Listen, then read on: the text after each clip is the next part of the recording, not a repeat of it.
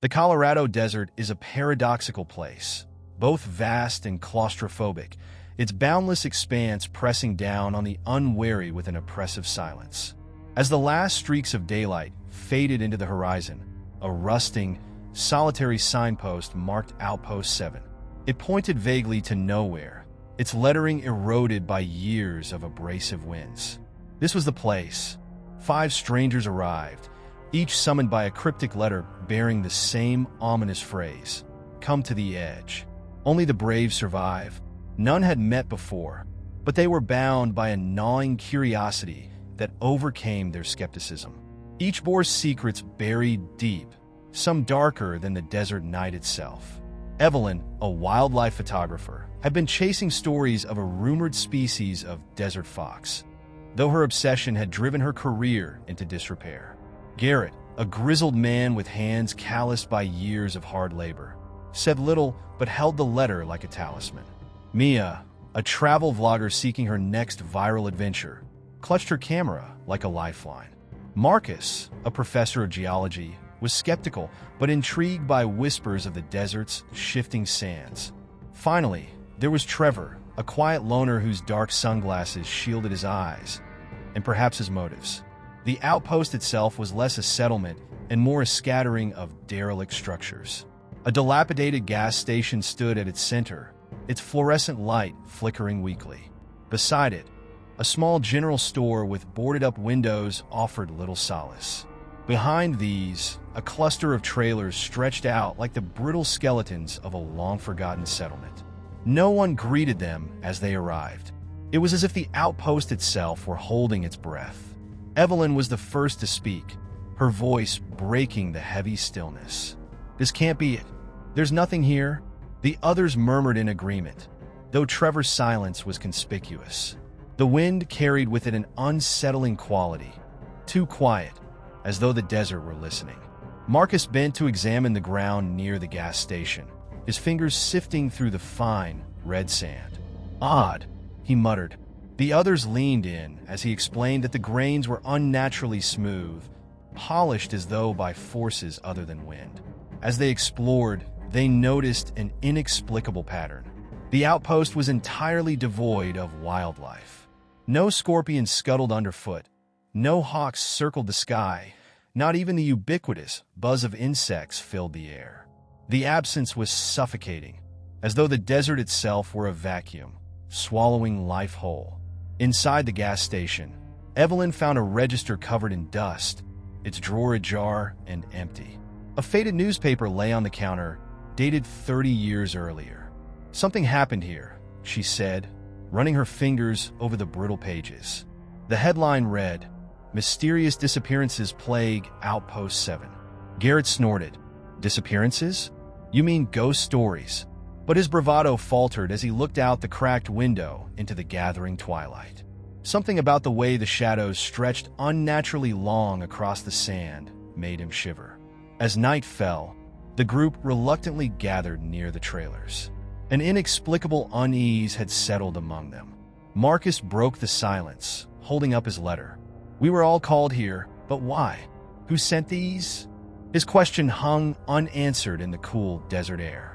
The wind picked up, carrying with it a faint, haunting sound. It wasn't quite a voice, but it wasn't mere wind either. It sent shivers through them all. Evelyn grabbed her camera instinctively, as if capturing the moment would make it less surreal. "Welcome to the edge," Trevor finally said, his voice low and grim. He tilted his head toward the horizon, where the last traces of sunlight dipped below the dunes. "The real question is, what happens next?" As the first stars began to prick through the night sky, the desert seemed to exhale, wrapping them in its cold, unknowable embrace.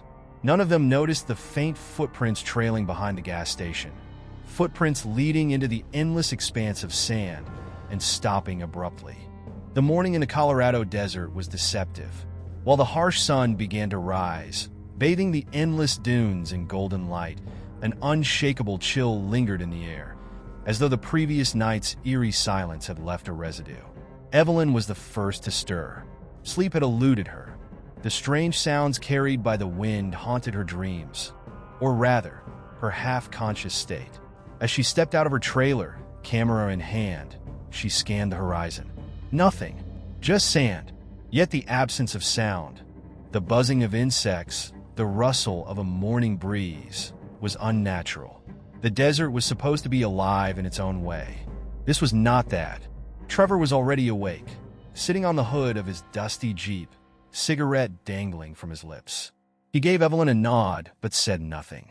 He seemed entirely unfazed by the desolation around them, as if he had been expecting it. Garrett, on the other hand, stumbled out of his trailer cursing. "Damn desert gets colder than a freezer at night," he grumbled, rubbing his arms. He paused mid-step, looking toward a distant dune. Did anyone hear something? The others began to emerge as Garrett's question hung in the air. Marcus adjusted his glasses, groggy but alert, while Mia immediately began recording with her vlogging camera, narrating her impressions of the ghostly atmosphere. No one answered Garrett, though each felt the same uncanny unease. As they gathered near the gas station, Marcus took charge, suggesting they try to find out more about the outpost's history. The newspaper Evelyn found, those disappearances. 30 years ago. Maybe it's tied to whatever this is. His voice betrayed his effort to rationalize the bizarre atmosphere. Mia pointed toward the boarded-up general store. If there's anything useful here, it's probably in there. Or maybe it's a hideout for some crazy desert hermit. That would make a great thumbnail. She laughed nervously, but her forced levity failed to mask her growing apprehension.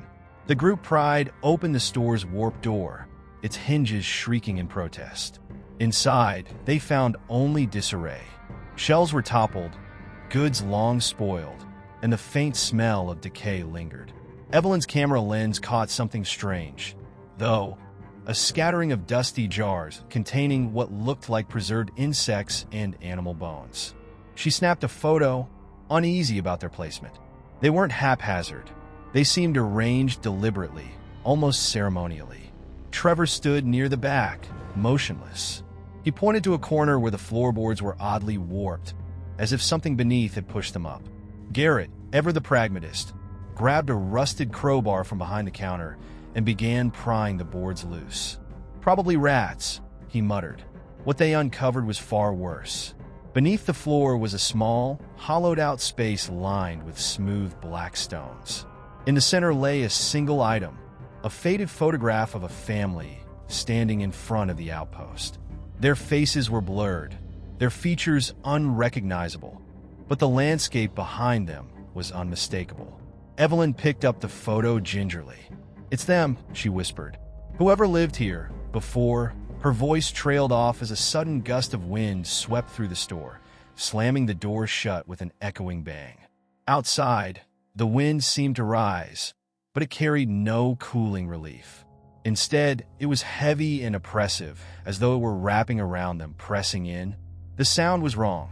Not the hollow howl of desert winds, but something deeper, guttural, like a groan reverberating through the dunes. The group stumbled outside, the oppressive force lessening slightly in the open air. "What the hell was that?" Garrett demanded, his bravado now tinged with fear. Marcus turned in circles, scanning the horizon. "I don't know, but it's moving," he said, pointing to the far-off dunes. The sand seemed to ripple, not with the natural shifting of wind, but with a deliberate motion, as though something massive were traveling beneath the surface. Mia, still recording, muttered under her breath, "Okay, this is not a prank, right? Someone say this is a prank." No one responded, as the ripple disappeared into the distance, leaving only the sound of their ragged breaths. Trevor spoke for the first time that day. "This isn't about the outpost," he said, his voice cold and certain. "It's about the desert itself. It's alive." His words settled over the group like a shroud. For the first time, each of them began to feel the desert not as a place, but as a presence, watching, waiting, and very much aware of them. The day grew hotter, and the group decided to explore further. Despite the sun blazing high above, the Colorado desert felt unnervingly cold. It wasn't the biting chill of a winter morning, but a deep, unnatural cold that seemed to emanate from the ground itself. Even the sand felt cool to the touch, as if it had never been warmed by the sun. Evelyn lagged behind, capturing photographs of the landscape. Her camera's lens repeatedly focused on distant shadows that seemed to shift and writhe on their own. But whenever she looked directly at them, they were gone. She shook her head, chalking it up to heat distortion, or maybe her frayed nerves. The group reached a ridge overlooking a vast expanse of dunes. From this vantage point, the desolation of the outpost became even more pronounced. The gas station and trailers looked like tiny, crumbling relics in the endless sea of sand. Yet, what caught their attention was not the view, but a strange object sticking out of the ground just beyond the ridge. A rusted metal pole adorned with faded red flags. Trevor was the first to move toward it, his steps deliberate. "These are markers," he said, pointing to the flags. "Someone, or something, wanted to warn us." Garrett scoffed, but approached nonetheless. "Warn us about what?" "It's just an old pole. Maybe miners used it." He kicked at the base, revealing shallow carvings in the metal. The etchings formed jagged symbols that none of them recognized. Marcus crouched to examine the markings. "These aren't mining symbols," he said grimly. "They're older. Look at how deep they're carved, almost like they were meant to last forever." His words sent a shiver through the group, despite the growing heat. Suddenly, a sound broke the oppressive silence. A low, rhythmic thrum that seemed to pulse through the air. It was faint at first, but grew steadily louder. Mia grabbed her camera, panning toward the horizon. "What is that? A plane? A storm?" Trevor's expression darkened. "Neither." He pointed toward a distant dune where the sand seemed to be vibrating. The thrum grew more distinct, almost like a heartbeat, and the vibrations became visible even from where they stood. Then the sand shifted violently. A fissure formed in the dune, as though the earth itself had cracked open. From the split emerged a cloud of swirling black particles. It wasn't dust. It moved with intention, coiling and writhing like a living thing. Evelyn instinctively began snapping photos, her hands trembling. "What is that?" she whispered, unable to tear her eyes away. The black cloud twisted upward, forming vague shapes that resembled human figures, only to dissolve back into chaos. Garrett took a step back, his earlier bravado evaporating. "We need to go. Now," he said, his voice taut with fear. The group retreated toward the ridge, but the cloud didn't follow. Instead, it hovered over the fissure, pulsating with the same rhythmic thrum. The sound was almost hypnotic, drawing their attention despite their terror. Trevor was the first to break the spell, shaking his head as if clearing a fog.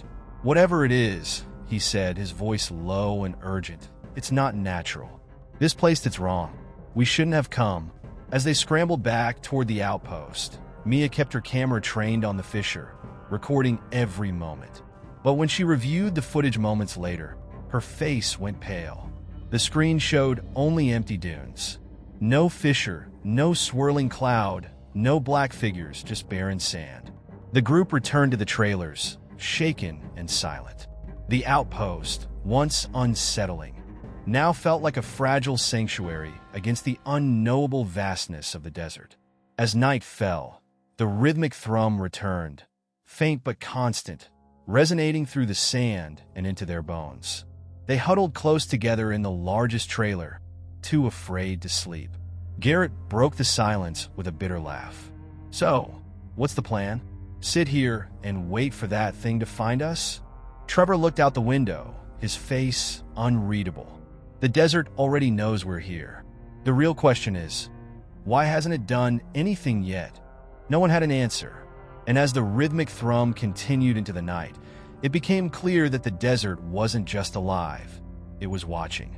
The oppressive quiet of the desert night was broken only by the rhythmic thrum that pulsed faintly beneath the ground, as if the heart of the earth itself was beating in anticipation. Inside the trailer, the group sat in tense silence, their faces illuminated by the weak glow of a lantern. Evelyn was hunched over her laptop, trying to edit the photos she'd taken of the fissure, hoping to find answers in the images. What she discovered instead made her stomach churn. "I don't understand," she said, her voice barely above a whisper.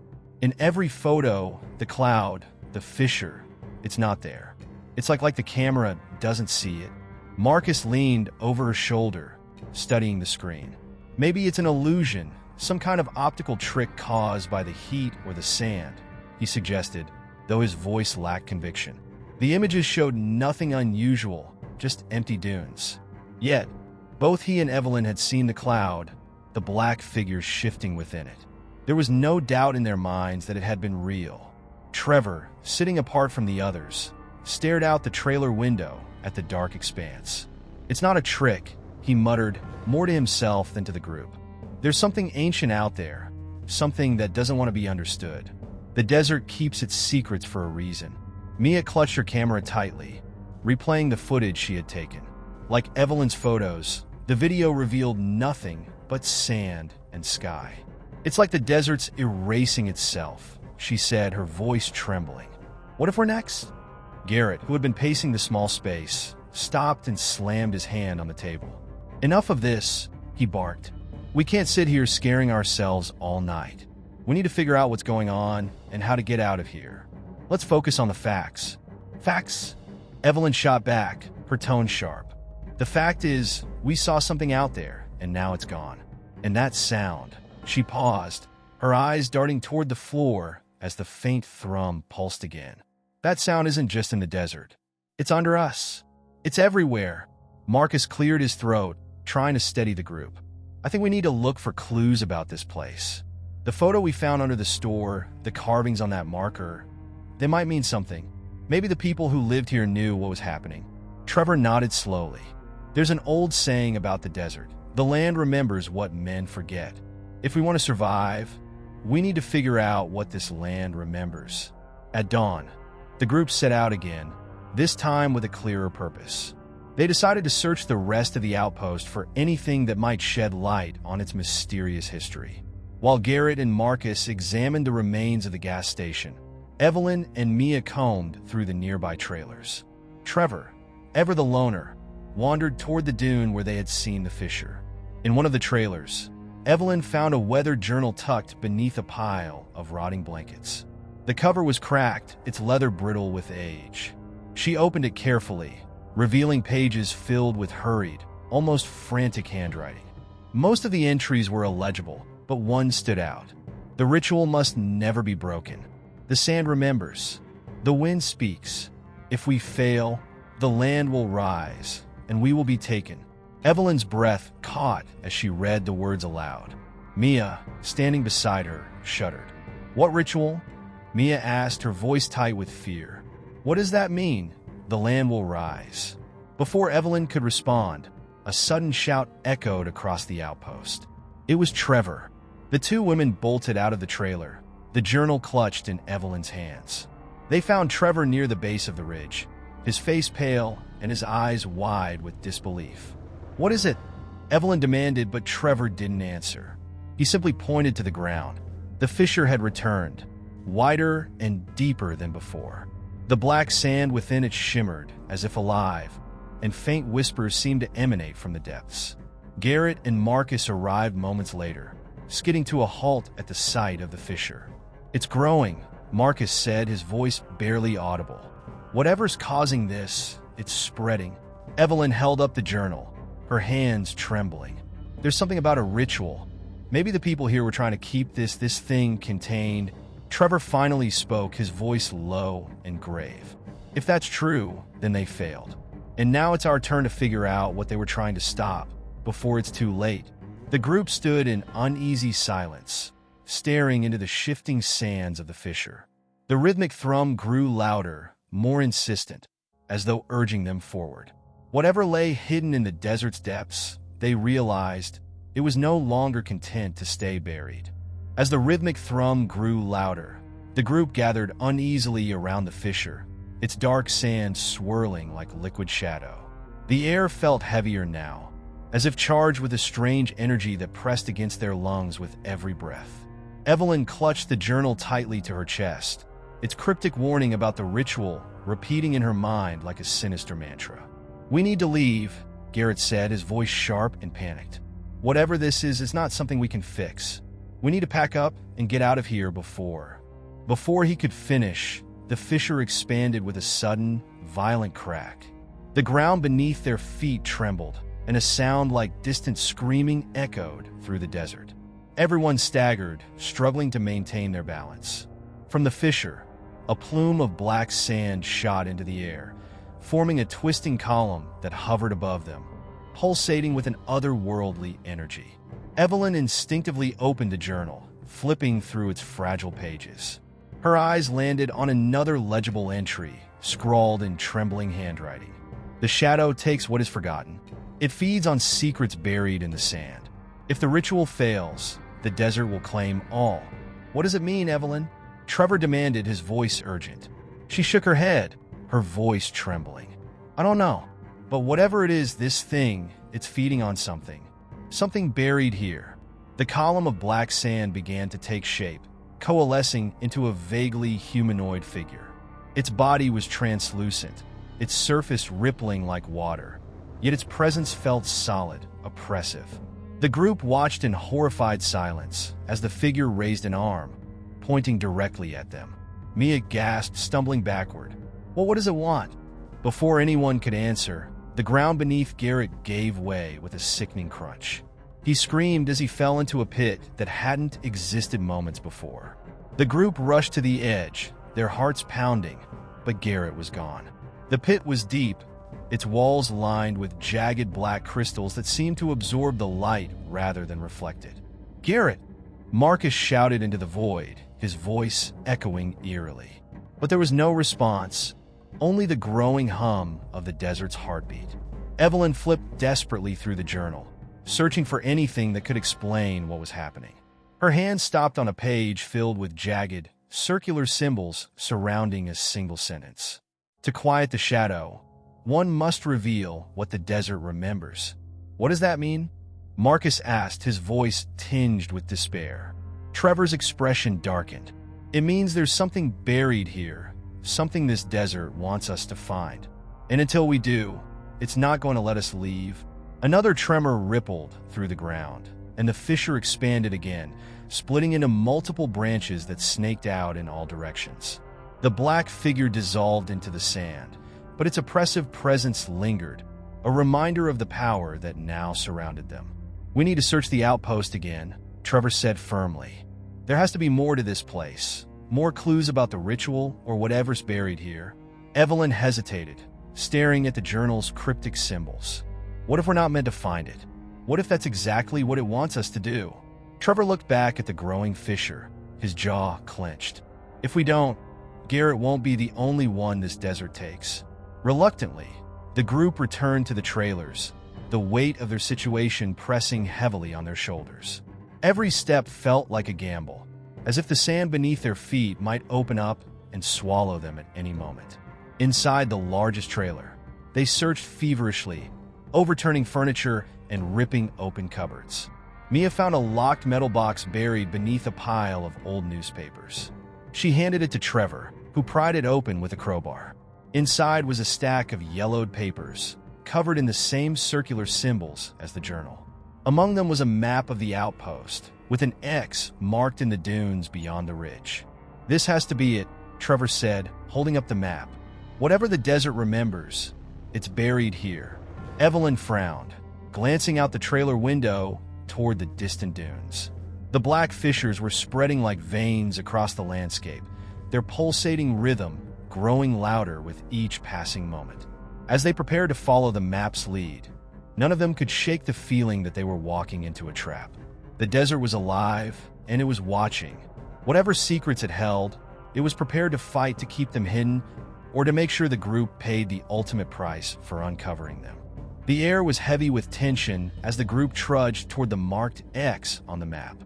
With every step into the shifting dunes, they felt as though they were being pulled deeper into a labyrinth of the unknown. The fissures spread outward behind them like tendrils of a living organism, threatening to engulf everything they left in their wake. The rhythmic thrum beneath their feet, now almost deafening, served as a grim reminder that time was slipping away. Trevor led the way, clutching the map tightly, while Evelyn and Mia carried the journal and the box of cryptic symbols. Marcus followed at the rear, his head on a constant swivel, scanning the horizon for any sign of danger. The distant ridge loomed ahead, its peaks jagged and unnatural against the pale sky. Despite the rising sun, the landscape remained cloaked in shadow, as if the light itself was afraid to penetrate the cursed ground. "This feels wrong," Evelyn muttered, her voice barely audible over the thrum. "We shouldn't be going toward the source. We should be running as far away from this place as possible." "And leave Garrett?" Trevor snapped, his voice harsh. "Whatever happened to him, whatever this thing is, we need to end it. That's the only way anyone gets out of here alive." Evelyn didn't respond. She clutched the journal closer, her eyes scanning the cryptic text for answers she wasn't sure she wanted to find. One line in particular kept haunting her thoughts. "The shadow takes what is forgotten." She wondered, not for the first time, if the desert was trying to force them to remember something, or if it was feeding on their memories in the process. As they reached the ridge, the dunes gave way to a jagged expanse of rock and sand. At the center of the marked area on the map stood an ancient stone altar, partially buried in the ground. Its surface was covered in the same circular carvings they had seen in the journal and the box. Around the altar, remnants of what looked like skeletal remains were strewn across the sand, their forms warped and half consumed by the desert's relentless grasp. This is it," Mia whispered, her voice trembling. "This is what the map was leading us to." Trevor stepped forward cautiously, his hand brushing against the altar. The moment his fingers touched the cold stone, the ground beneath them shuddered violently. A low, guttural sound, like the roar of a distant beast, echoed across the desert. The fissures snaked toward the altar, converging around it in a pattern that resembled the circular carvings. Marcus stumbled back, his face pale. "We shouldn't be here. This place, it's alive. It doesn't want us here." Trevor ignored him, his focus locked on the altar. He noticed a small indentation in its center, shaped like a perfect circle. He glanced at the box of symbols they had brought, then back at the indentation. "There's something missing," he said. "Something that fits here. It's part of the ritual." Evelyn opened the journal again, flipping frantically through its pages. Her heart sank when she found another ominous entry. "The vessel must be placed at the heart of the shadow. Only then will the sands remember their purpose." "What vessel?" Mia asked, her voice rising with panic. "We don't have anything like that." Before anyone could answer, the ground split open beneath the altar, revealing a chasm that seemed to descend endlessly into darkness. From the depths, a wave of black sand erupted, forming the now familiar column of shadow. This time it didn't take humanoid form. Instead, it spread outward like a living storm, enveloping the group in its suffocating embrace. The whispers grew louder, forming words they couldn't quite understand. Yet, amidst the chaos, Evelyn thought she heard her name, spoken in a voice that sounded both distant and intimate. She froze, her mind racing. Was the desert calling to her? Or was it something else? Something deeper, buried within her own memories? Trevor grabbed her arm, snapping her out of her trance. "Evelyn, focus. We need to figure this out before it's too late." The group scrambled to make sense of the altar, the journal, and the box of symbols. But the shadow storm grew more aggressive, its tendrils wrapping around their ankles, pulling them closer to the chasm. Marcus screamed as the sand tightened around his leg, dragging him toward the edge. Trevor and Mia lunged to grab him, their hands slipping against the grainy surface. "Evelyn," Trevor shouted, "whatever you're going to do it now." Evelyn stared at the altar, the indentation, and the symbols, her mind racing.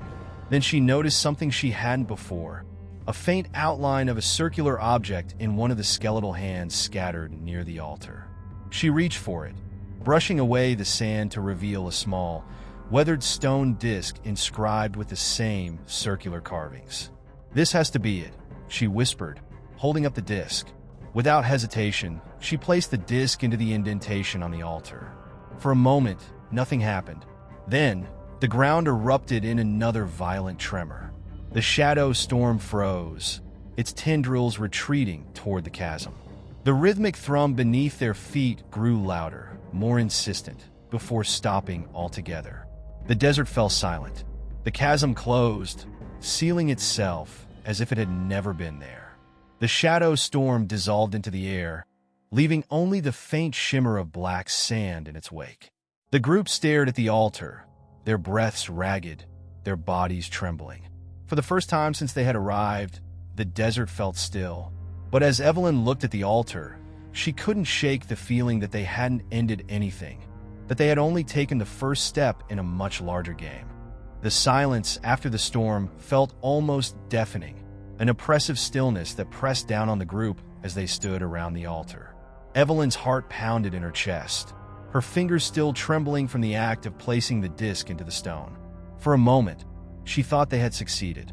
The fissures had stopped spreading, the chasm had sealed, and the shadow storm had dissolved into the air.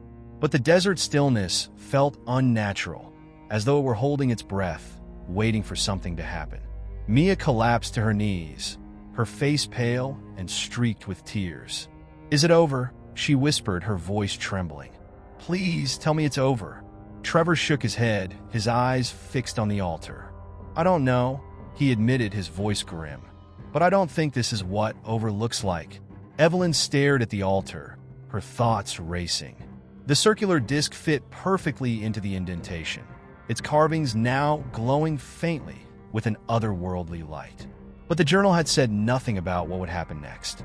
Was this the end of the ritual? Or had they simply awakened something even worse?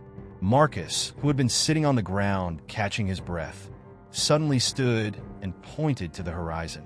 "Look," he said, his voice tight with fear. "The sand. It's moving." They turned to see the dunes shifting in the distance, rippling like waves on an ocean. The movement wasn't natural. It was deliberate, purposeful, as if the desert itself were alive and restless. The fissures may have stopped spreading, but something beneath the surface was still stirring, its presence undeniable. "We need to go," Trevor said, his voice resolute. "Whatever this is, we can't stay here. We need to get back to the trailers, regroup, and figure out what to do next." The group didn't argue. They gathered their supplies quickly, their movements frantic as the unease in the air grew thicker. Evelyn grabbed the journal and tucked it into her bag, her mind replaying the cryptic phrases over and over. The shadow takes what is forgotten. The sands remember their purpose. What had they just unleashed? As they made their way back across the dunes, the ground beneath their feet felt different, softer, as though it might give way at any moment. The rhythmic thrum they had grown accustomed to had vanished, replaced by an eerie silence that seemed to follow them wherever they went. It wasn't until they reached the ridge that they realized something was very wrong. The outpost was gone. Where the trailers and equipment had once stood, there was now only an expanse of smooth, unbroken sand. No signs of their camp remained. Not the vehicles, not the fire pit, not even the footprints they had left behind. It was as if the desert had swallowed everything, erasing their presence entirely. "What the hell is this?" Marcus demanded, his voice rising with panic. We were just here. Evelyn knelt in the sand, running her fingers through it as if searching for something tangible to hold on to. "It's not possible," she whispered. "It can't just be gone." Mia's breathing grew rapid, her hands clutching at her chest. "We're trapped," she said, her voice breaking. "The desert, it's not letting us leave." Trevor scanned the horizon, his jaw clenched. "We're not trapped," he said, though his voice betrayed his uncertainty. "We just need to find another way out. We'll head toward the mountains. There has to be a road or a path somewhere." Evelyn hesitated. What if the desert doesn't want us to leave? What if it's keeping us here for a reason? Trevor turned to face her, his expression hard. "And what's your alternative, Evelyn? Sit here and wait to disappear like everything else?" "No, we keep moving. We don't stop until we find something, anything." Reluctantly, the group followed Trevor's lead, setting off toward the mountains in the distance. The sun beat down mercilessly, but the air felt colder, as though the desert itself were watching them, its unseen presence growing heavier with every step. As they walked, Evelyn couldn't shake the feeling that they weren't alone. She glanced over her shoulder repeatedly, her eyes scanning the dunes for any sign of movement. At first, she thought it was just paranoia, a natural response to the day's events. But then she saw it.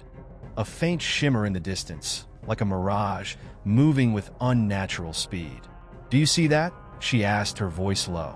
Trevor turned, following her gaze. The shimmer had disappeared. He frowned. "See what?"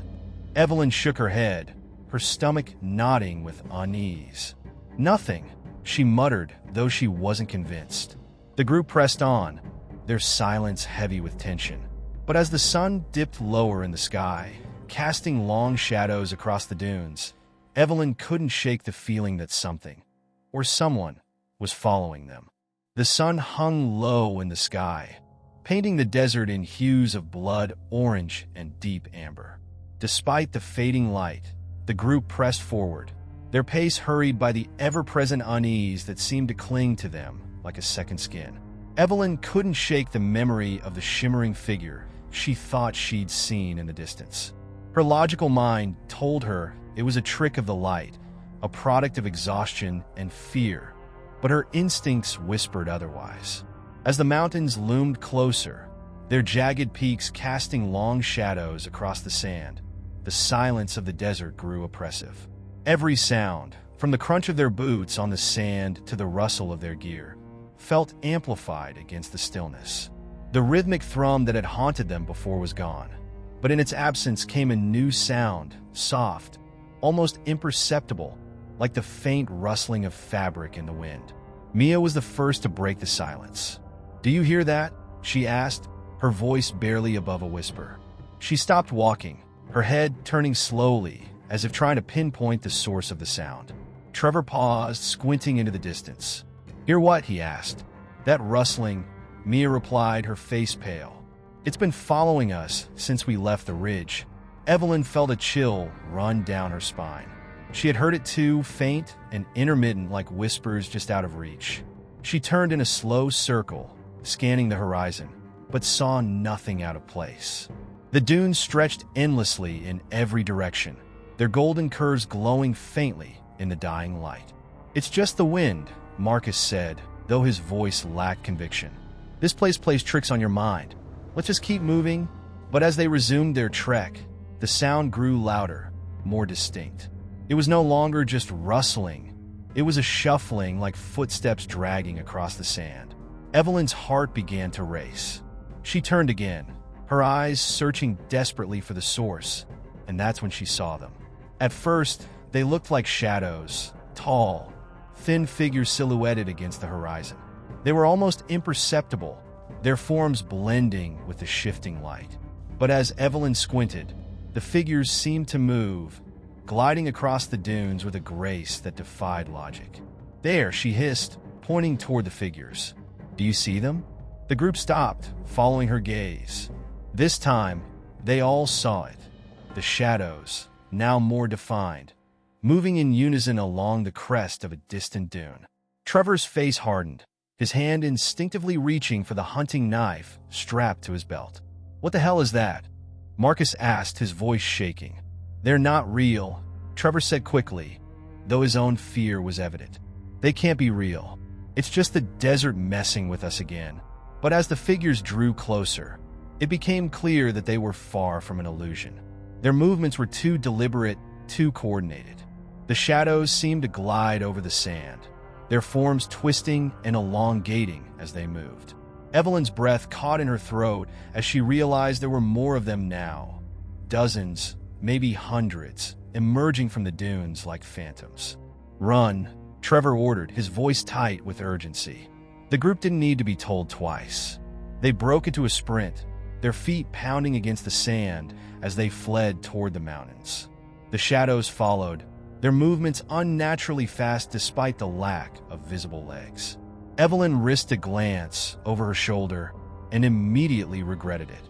The figures were closer now, their features becoming clearer. They were faceless, their heads smooth and featureless, yet their presence radiated an undeniable malevolence. The group's frantic flight came to an abrupt halt as they reached a steep incline at the base of the mountains. The path ahead was narrow and treacherous, the rocky terrain offering little stability. Behind them, the shadows closed in, their numbers swelling until they formed a sea of darkness. "This way!" Trevor shouted, gesturing toward a narrow crevice in the rocks. The group squeezed through the opening, the rough stones scraping against their skin. On the other side, they found themselves in a small canyon, the walls towering above them like sentinels. The shadows didn't follow, halting at the entrance as if held back by an invisible barrier. What just happened? Mia gasped, her back pressed against the canyon wall. Evelyn stared at the entrance, her mind racing.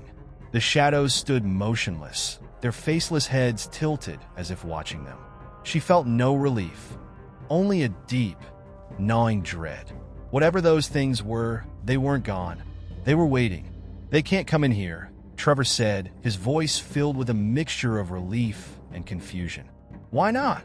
Evelyn opened the journal again, flipping frantically through its pages. Her eyes landed on a passage she hadn't noticed before. "The Watchers are bound to the sand, their reach limited to the open dunes. But beware the sanctuaries, for they, too, carry their price." "We're not safe," she said, her voice trembling. "This place, it's a trap. It's all a trap." As the shadows continued their silent vigil at the canyon's entrance, the group realized the desert was far from done with them. The canyon offered a false sense of security, its towering walls and narrow pathways shielding the group from the encroaching darkness outside. The shadows remained at the canyon's entrance, unmoving yet palpable in their menace. As the last traces of sunlight vanished, the desert was bathed in the eerie glow of the moon. The group huddled together, their breaths shallow as the silence deepened. Trevor paced near the canyon's mouth, his knife still in hand, his eyes darting between the shadows and the rocky walls. "We need a plan," he muttered, his voice low but taut with urgency. "We can't stay here forever." Evelyn sat cross-legged on the ground, the journal open on her lap. Her flashlight illuminated the pages, its beam flickering sporadically, as though even the light itself was succumbing to the oppressive atmosphere.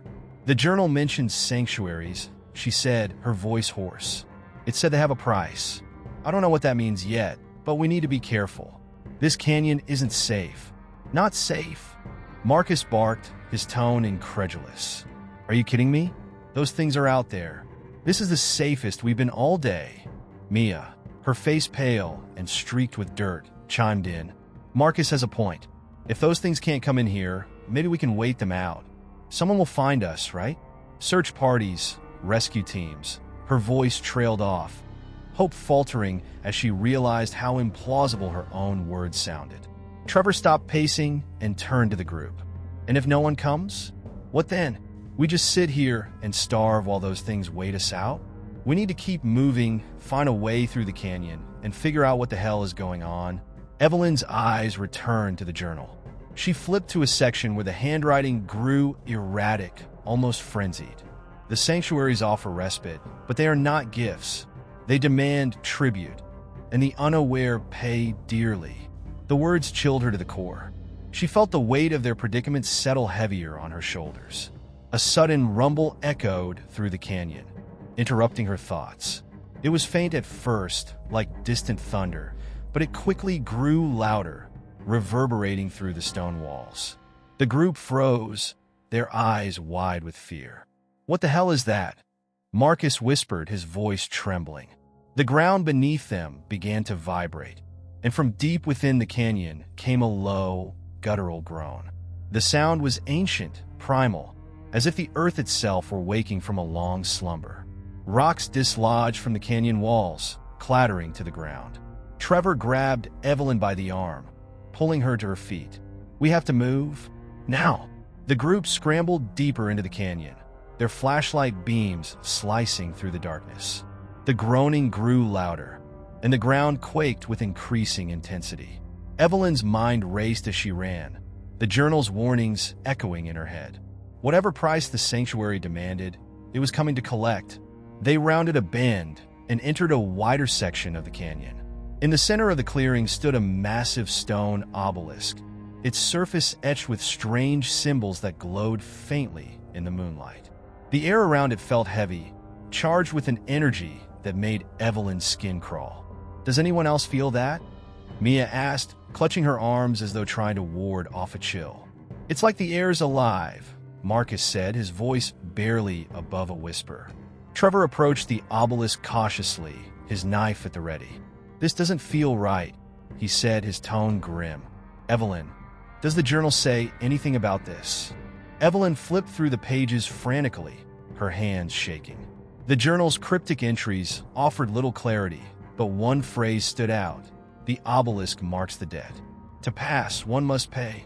I think it's a toll," she said, her voice trembling. "We're supposed to give it something." Marcus scoffed. "Give it something? Like what? Money? Food? What does a rock want?" Trevor turned to Evelyn. "What happens if we don't pay?" Evelyn hesitated. "It doesn't say, but given everything we've seen, I don't think we want to find out." The rumbling intensified, and a deep crack split the ground near the obelisk, spewing dust and heat. The group recoiled, their fear mounting as the canyon itself seemed to grow hostile. "Fine," Marcus shouted, yanking his wallet from his pocket. He threw a handful of cash at the obelisk. "Take it. Take whatever you want." The money fluttered to the ground, untouched. The symbols on the obelisk glowed brighter, and the crack widened, its edges jagged and searing with an unnatural heat. "It's not enough," Evelyn whispered, her voice barely audible over the cacophony. "It wants more." The group stared at the obelisk, the realization dawning that the price wasn't material. This sanctuary had its own rules, and survival here would cost them something far more personal. The air around the obelisk was thick with tension, its heavy atmosphere pressing down on the group. The rumbling, which had been steadily increasing in intensity, now seemed to pulse in rhythm with their heartbeat. The symbols on the stone obelisk shimmered, faintly glowing in the moonlight, as if responding to the desperate offering of money that had been made. Evelyn could feel the weight of their choices bearing down on her, each passing second threatening to unravel everything they thought they understood about this place. Marcus, still panting from the frantic pace they had set, stepped forward, his face hard with frustration. "This is ridiculous," he muttered, glancing over his shoulder at the darkened canyon behind them. "We're stuck in this hellhole, and now we're supposed to make some kind of offering to a rock." His voice was sharp, tinged with disbelief, but Evelyn could see the unease beneath his words. None of them had ever anticipated this situation. None of them could have imagined how deeply they would be drawn into something so ancient and incomprehensible. Evelyn gripped the journal tighter in her hands. She had no answers, but she knew that they couldn't afford to ignore the ominous warning of the text. She had felt it from the beginning, the sensation that the desert itself was alive, that it had a consciousness of its own, watching, judging, and waiting. Her thoughts returned to the words she had read earlier. The obelisk marks the debt. To pass, one must pay. It was clear now that the price was not something as simple as money or food. It was something far more profound, more intrinsic to their existence. But what could they give that would satisfy the stone's hunger? Trevor, who had been silent up until now, moved forward, his hand hovering over the jagged crack that had split the earth near the obelisk. His brow furrowed, and there was a glint of determination in his eyes. "Maybe you want something more," he said, his voice low but resolute. "Maybe it's not about money or food. Maybe it needs something personal." The words hung in the air like a whisper from the abyss, and for a moment, the group stood frozen, the implication of Trevor's suggestion sinking in. The silence between them grew heavier, as if the very earth beneath them was holding its breath, waiting for a response. Evelyn felt a shiver run down her spine. What Trevor was suggesting was unthinkable. They were already trapped, hunted by forces they could neither understand nor fight. Now, they were being asked to surrender something deeper, something more personal than they had ever imagined. The question was, could they afford to make that sacrifice? Mia was the first to break the silence, her voice trembling with fear and uncertainty. "What do you mean? Something personal?" she asked, her eyes wide with horror as she glanced between Trevor and Evelyn. "You're not saying—" She didn't finish her sentence, but the meaning was clear. Evelyn didn't want to believe it, but deep down she knew. The sanctuary, the obelisk, wasn't asking for a simple exchange of goods. It wasn't even asking for their lives, not yet at least. It was demanding something far more intimate, something they could not easily give up without losing part of themselves. She opened the journal again, flipping through the crumpled pages, but the more she read, the less clarity she found. The symbols on the page seemed to shift before her eyes, as though they, too, were alive, mocking her attempts to understand. Trevor stepped forward again, this time with more certainty. We don't have a choice. If we want to get out of here, we need to give it something it will accept. Otherwise, we're just playing into its game. This place, it feeds off us. We give it something, and we survive. The words struck Evelyn harder than any physical blow. They were trapped. There was no escape unless they paid the price, whatever that was. The question now wasn't whether they would give, but how much they were willing to lose. As the minutes stretched on, a tense quiet enveloped the group. They were each processing the enormity of what was being asked of them in their own ways. For some, fear had paralyzed them. For others, a kind of grim acceptance had taken root. The canyon, the obelisk, and the creatures that lurked beyond seemed to close in on them, suffocating any hope of reprieve. Then, Marcus spoke again, his voice a low growl that seemed to echo off the canyon walls. "Fine," he said, his face twisted with defiance. "If this is what it wants, then I'll give it my past. My guilt, my mistakes, my sins. Let it take them. I can't carry them anymore." Evelyn watched in disbelief as Marcus stood before the obelisk, his chest heaving with emotion. She could feel his pain, his desperation, and it echoed her own fears. What would be left of him after he made that offer? What would be left of any of them once the debt was paid? But then, as Marcus stood there, nothing happened. No dramatic shift in the atmosphere. No sign of recognition from the obelisk. It sat silent, waiting. It was then that Evelyn realized something crucial. The price was not paid through a simple sacrifice. It was the act of offering itself that was the transaction. The desert, the canyon, the obelisk, they were all forces that fed on the act of submission. To offer something personal, something irretrievable, was to allow these forces to claim a part of them, to bind them in ways that they might never fully understand. Evelyn looked at the others, her heart heavy with the weight of what she was about to ask them to do. "We all have something we could give," she said, her voice tight with emotion. "But the question is, what are we willing to lose?" The air around the obelisk pulsed again, and the earth beneath their feet trembled. The desert was not just a place. It was a living entity, an ancient force that thrived on sacrifice. In the silence that followed, Evelyn knew that whatever came next would change them forever. The canyon, the stone, the sanctuary, they had already begun to collect their due. What remained to be seen was whether the group would ever be able to leave, or if they would remain trapped in this web of ancient debts, lost to the desert for all eternity. The wind howled through the canyon, its shrill cry reverberating off the jagged rocks that towered above them. Evelyn felt the weight of the desert pressing in from all sides, a suffocating presence that seemed to grow with each passing moment. After Marcus' offer, the air had thickened, turning oppressive, as though something unseen was waiting, watching. The obelisk, still standing resolutely at the center of the canyon, appeared more imposing than ever, its symbols glowing faintly in the night.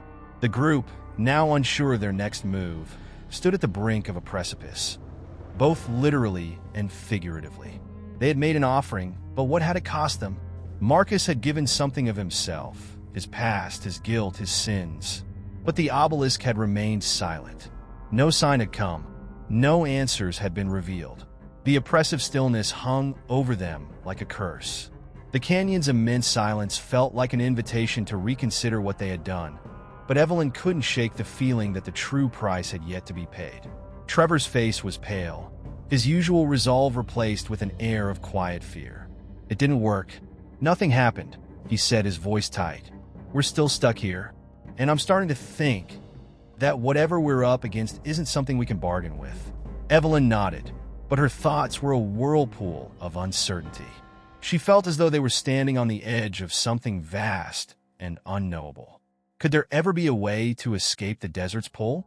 Or were they destined to fall deeper into its clutches, sacrifices made and lost to the wind? She glanced at Marcus, who was still standing in front of the obelisk, his expression one of quiet contemplation. His eyes were distant, lost in a thought that Evelyn could not decipher. Mia was the next to speak, her voice tremulous, filled with fear. What if we're supposed to give more than just that? What if it's not enough? What if we're just supposed to keep giving until there's nothing left? Evelyn's stomach churned at the thought. What if Mia was right?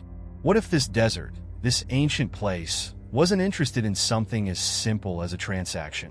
What if the very act of offering, of giving away pieces of themselves, was part of the trap? What if the obelisk and its energy thrived on this continual cycle of sacrifice, with no end in sight? The longer they stood in the shadow of the stone, the more Evelyn realized the depth of the desert's malevolent grip. It wasn't simply a question of whether they could pay the price. It was whether they would ever be able to leave the desert with their souls intact. Each offering, each sacrifice, was like a thread being pulled from them, unraveling the very fabric of who they were. They were feeding something ancient, something hungry, and the more they gave, the more it demanded. Marcus turned slowly, his eyes flickering with a strange mix of resignation and defiance. "I don't think it wants us to leave," he said, his voice gravelly. "I think we're here to stay. We've been chosen." The words hit Evelyn like a cold wave, and she stepped back, a shudder rippling through her. "Chosen," she echoed, barely able to believe what she was hearing. Chosen for what? For the first time since they had arrived, Marcus' eyes locked with hers, and there was something in his gaze that unsettled her. "I don't know," he admitted, "but I feel it now. The desert isn't just a place. It's a force, and it has a purpose for us. We're part of something bigger now." His words sank in with terrifying clarity. It wasn't just the obelisk they were up against. It wasn't merely the desert that loomed large over them. They had become part of something that had existed long before them, something that wasn't interested in their understanding or consent. They had made their offering, but that had only opened the door. Now, they were bound to the desert in ways they couldn't yet comprehend. As the group stood in silence, the wind began to pick up again, swirling dust around their feet. The obelisk, now fully illuminated by the moonlight, seemed to pulse with energy, as though it was aware of their growing fear. Evelyn couldn't shake the feeling that they were being watched by eyes that were not their own. Every sound, every movement, felt magnified, as if the desert itself was listening, waiting for them to make the next move. The thought crossed her mind, unbidden but undeniable. Was there even a way to escape this place? Had they already passed the point of no return? They had made their offerings, and yet they were no closer to leaving. And in the stillness, Evelyn could almost hear a voice, faint and indistinct, whispering from the darkness beyond the canyon walls. It wasn't speaking in any language she recognized, but it felt like it was speaking to her directly, calling to her from some deep place within her own soul. Marcus' words echoed in her mind again. "We've been chosen. The reckoning was just beginning." Evelyn had no doubt about that. What she couldn't predict, what none of them could predict, was how far the desert would go to claim what it was owed, or what it would take to break free from its suffocating grasp. The obelisk, its jagged stone structure, standing sentinel over them, seemed to hold all the answers. But those answers would not come easily, if at all, and as the group turned away from the stone, the faint hum of the desert's power seemed to pulse in time with their hearts, steady, inevitable, and ever-present. The desert had marked them. It had chosen them. Now they would see how much it would take to survive. The dawn broke over the desert, casting a sickly light across the rocky expanse. Evelyn's eyes opened to the same desolate landscape that had greeted her upon their arrival. The air felt thick, as if the very atmosphere of the desert had seeped into her bones overnight. She hadn't slept well. The nightmares, if they could even be called that, had twisted her sense of reality. Whispers, voices, figures that were never fully formed. Each one seemed to slip just out of reach the moment she tried to focus. The desert was in her mind now, as much as it was in the world around her. Marcus had been awake for hours, standing at the edge of the canyon, his silhouette outlined against the first rays of sunlight. His posture was stiff, almost mechanical, as though he were trying to hold himself together. She could see it in the way his back was rigid, the tension in his shoulders. Whatever it was the desert had taken from him during the night, it had left its mark. Trevor was crouched by the fire they had built the previous evening, stirring the remnants of their food with a distracted air. His expression was absent, his eyes unfocused. Evelyn had never seen him this way, vacant, unseeing, as if his mind had been fractured by something he couldn't put back together. Mia, meanwhile, was nowhere to be found. She had disappeared during the night, her absence only adding to the sense of disquiet that had settled over them. The group felt thinner, less solid, as though the desert had begun to unravel their sense of self, one by one. Evelyn tried to push the rising sense of dread down, but it gnawed at her insides. The desert wasn't just claiming their bodies. It was breaking them down, fragmenting their sense of reality. The thoughts she had pushed aside the previous day were starting to surface again. Questions without answers, uncertainties that felt too heavy to bear. How had they gotten here? Was it the obelisk or something even older that was reaching into them, pulling them deeper into this nightmare? Evelyn could feel it, creeping around the edges of her mind. It wasn't just the desert's landscape that was shifting. It was their very minds, their very souls. A rustling noise brought her back to reality, and she turned just in time to see Mia emerge from the rocks at the far side of the camp. Her eyes were wide, her face drawn and pale. There was something different in her movements. She moved with a strange urgency, her steps quick and jerky, as if she were afraid of being followed. "Mia, where were you?" Evelyn called out, the words coming out harsher than she intended. Mia didn't respond immediately. She stopped a few paces away from the fire, her breathing shallow. I went to the obelisk," she said, her voice trembling. "I had to see it again." Marcus, still standing by the edge of the canyon, turned sharply at the mention of the stone. "You shouldn't have," he muttered, though his voice lacked its usual conviction. "It's not just a monument. It's a presence." Mia's eyes glazed over as she spoke. "It spoke to me, Evelyn. It spoke, and it wasn't like before. Not like the last time. It wasn't asking. It was telling me things about us, about what we're supposed to be doing." The hairs on the back of Evelyn's neck stood up. "What things? What did it say?" Mia shook her head slowly, as if trying to shake off the words. "I can't remember everything, but it said we're not supposed to leave, that we're part of something bigger now." It kept repeating it over and over. And then it showed me something, a vision or a dream or something in between. I saw all of us, together, but not as we are now. We were different, changed.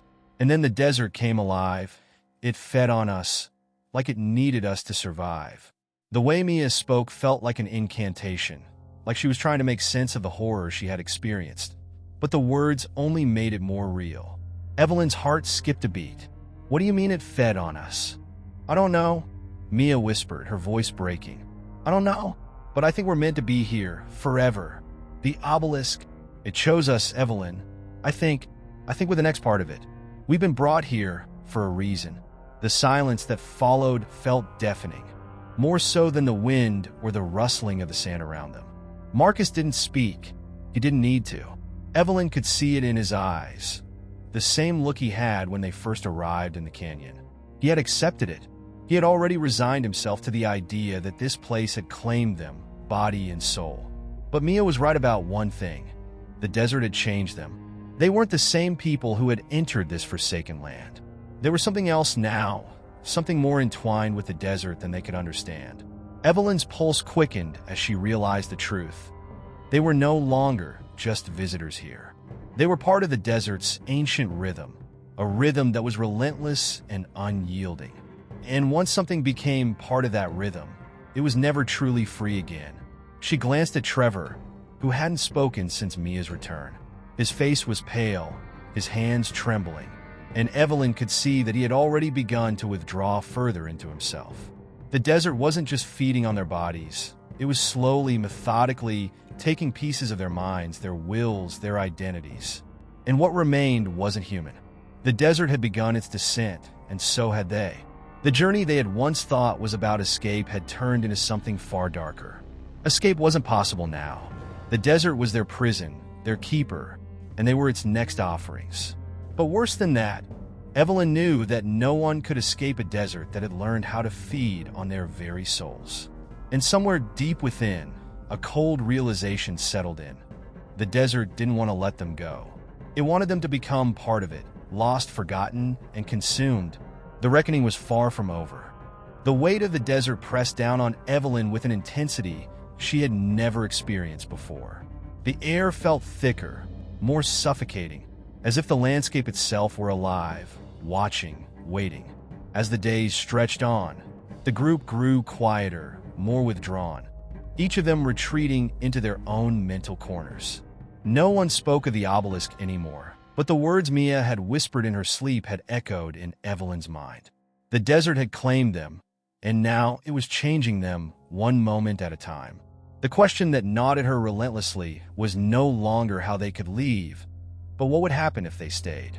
In the days since Mia's unsettling encounter with the obelisk, things had become increasingly strange. The desert was no longer just a barren wasteland stretching endlessly before them. It was a presence, something that pressed against them from all sides. The air was heavy with an almost oppressive quiet, broken only by the occasional rustle of the wind over the sand or the distant cry of an unseen bird. Even the sun seemed to hang unnaturally low in the sky, casting long, eerie shadows that stretched across the desert like fingers reaching out to claim everything in their path. Evelyn tried to remain focused, to push the rising dread down, but every step they took seemed to bring them further into the grip of something they couldn't understand. The very ground beneath their feet felt different now, less solid, more fluid, as though the land itself were alive, shifting and writhing.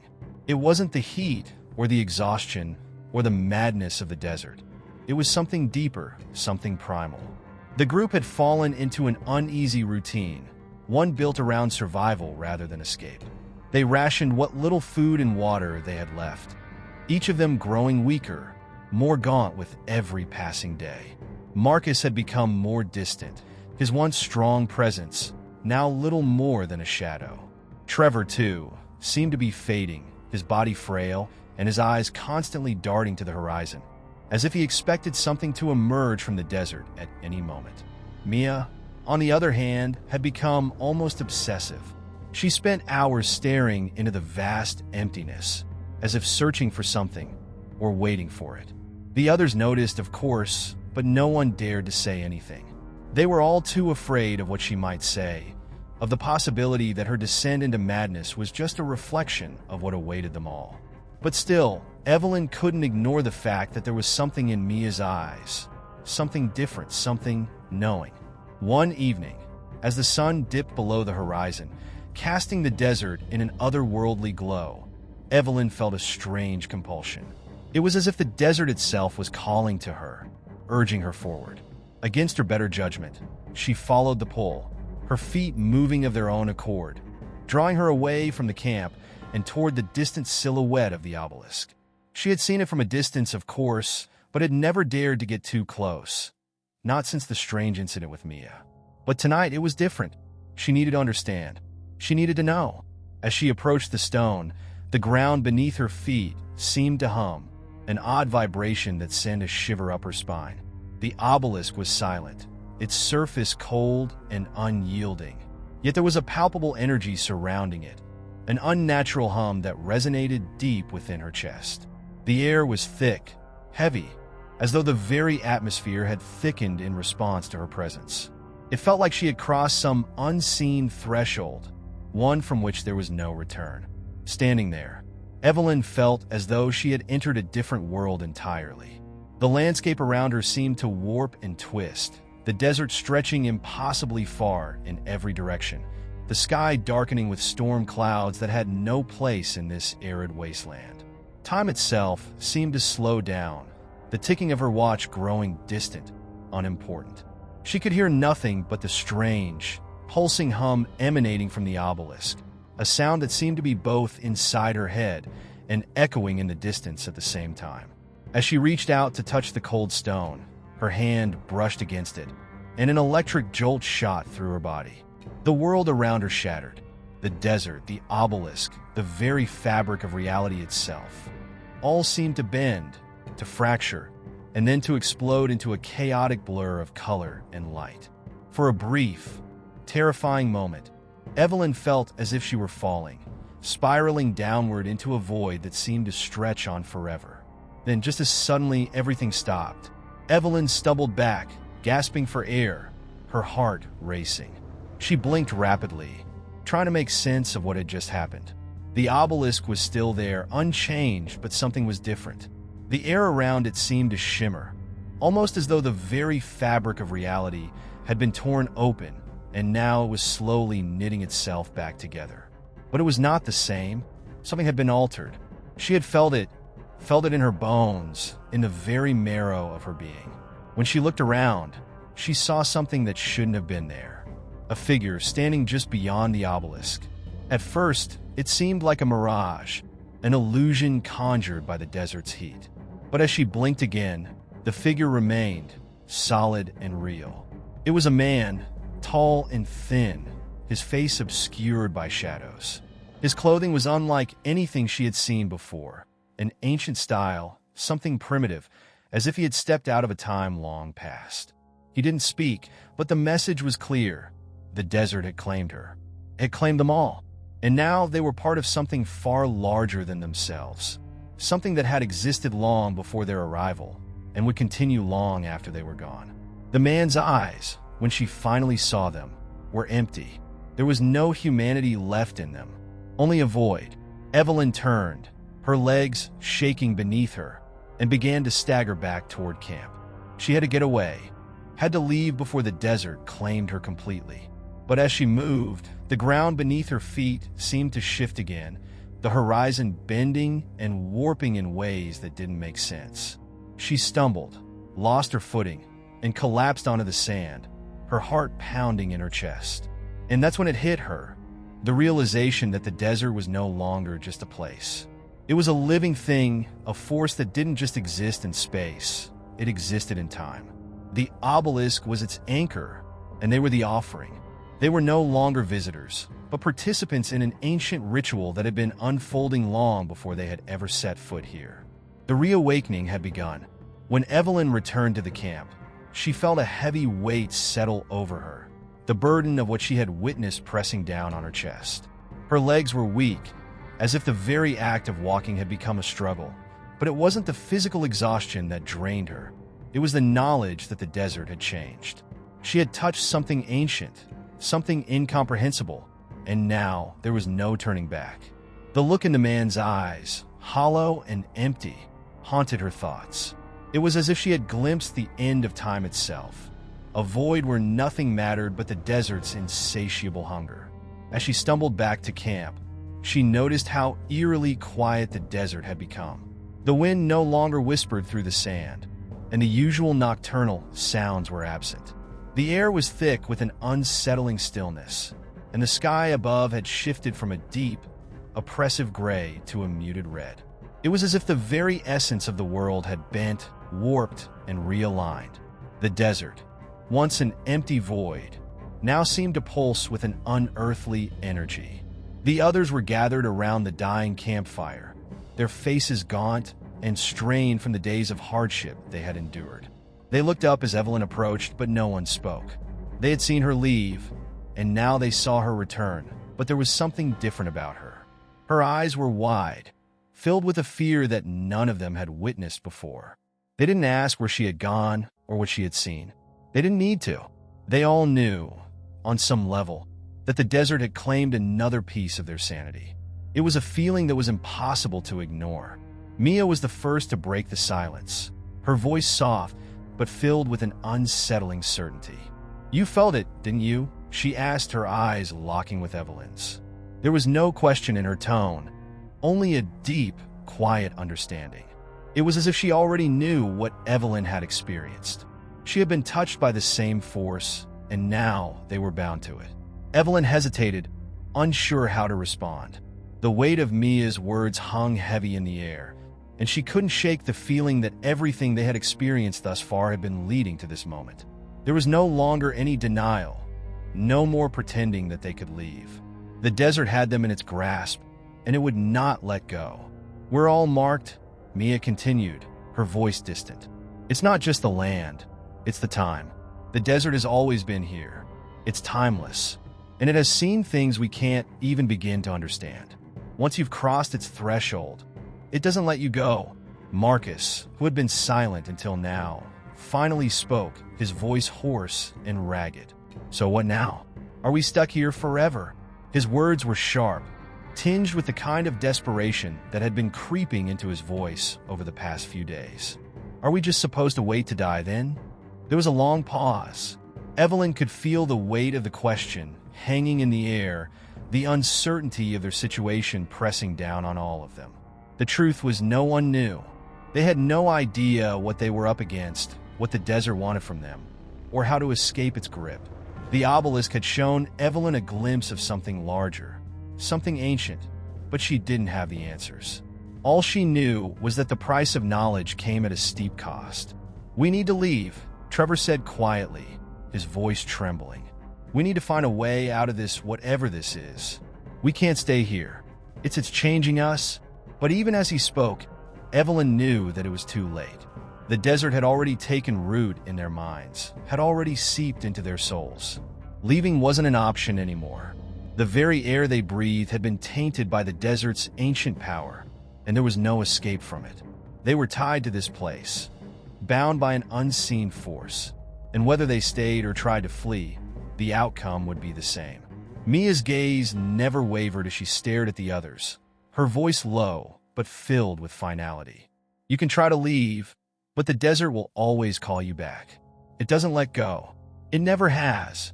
Evelyn felt a cold chill run down her spine as she stared into Mia's eyes. There was something unsettling in the woman's certainty, something far too knowing.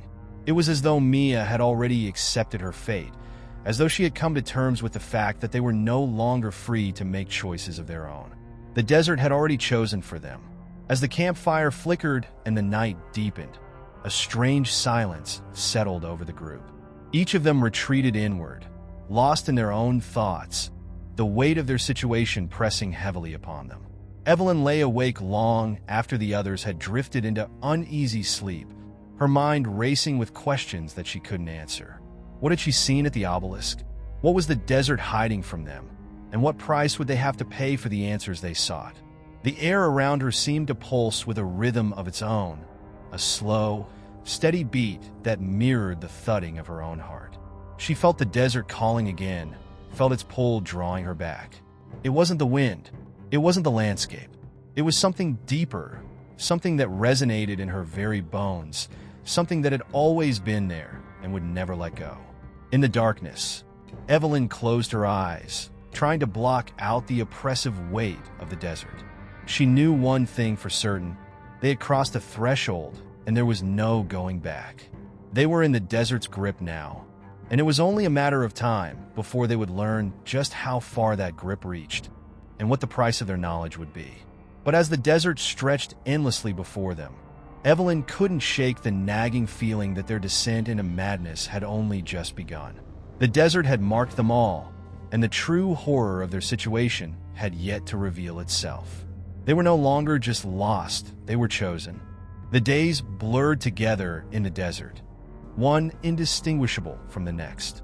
Time seemed to lose its meaning in the vast emptiness, where the horizon stretched endlessly under a sun that neither rose nor set, but simply lingered in a perpetual state of midday heat. Evelyn couldn't remember when the first signs of madness had appeared, but they were there now, silent, creeping, and inescapable. She could feel it in the eyes of her companions, in their gestures, in the way they spoke in hushed tones as if afraid that raising their voices would attract something worse than the oppressive heat. The desert had taken hold of them all, but it wasn't just the land that had changed. It was as if their very sense of self had been warped, twisted into something unrecognizable. At night, they no longer slept in the same way. Their dreams had become nightmares, fragments of visions that blurred the line between the waking world and the one that lived just beneath it. Every night, the same dreams. An obelisk rising from the sand, its surface gleaming with an otherworldly light, and then the sound of whispering voices, voices that were not their own. Evelyn had come to realize that it wasn't the desert itself that was the source of their torment, but something far older, something deeper. The desert was a vessel, a conduit for forces that they could not understand. And now that they had ventured too far, there was no way back. The land had marked them. Their minds were tethered to it, just as their bodies were. They were bound to it now, and that realization was as terrifying as the dream itself. As the days wore on, the sense of isolation grew. They had no way of knowing how long they had been wandering, and the landscape had become an alien world. The desert had a way of changing the familiar into something unfamiliar. There were no landmarks to guide them, only shifting dunes that seemed to move with a purpose, as though the desert itself were actively leading them in circles. It was a maddening, soul-crushing experience, but even more terrifying was the silence that had settled over them. They no longer spoke of escape. They no longer spoke of anything at all. In the midst of this oppressive silence, Evelyn found herself retreating deeper into her thoughts. She couldn't shake the feeling that she was being watched. At first, it had been a fleeting sensation, a trick of the wind or the shadows. But now it was constant, an undeniable presence lurking just beyond her line of sight. She could feel eyes on her, could feel something moving within the desert, something that was always just out of reach. It wasn't a physical being, but it was there, pressing in on her mind, testing the limits of her sanity. Mia, once the most vocal of the group, had grown quieter with each passing day. She sat apart from the others now, her eyes vacant, staring into the distance as if lost in a world that only she could see. Trevor had taken to wandering off on his own, disappearing into the dunes for hours at a time without a word. His actions had grown erratic, unpredictable, as if he were following a path that only he could hear. Marcus and Trevor had become increasingly withdrawn, communicating only when necessary, and even then, it was as though they were speaking to ghosts. One afternoon, as the sun hung low in the sky, casting long shadows across the shifting sands, Marcus did something that none of them expected. He spoke for the first time in days, his voice breaking the silence with a chilling urgency. "We need to go back," he said, his eyes wide with fear. "We can't keep going like this. We're lost."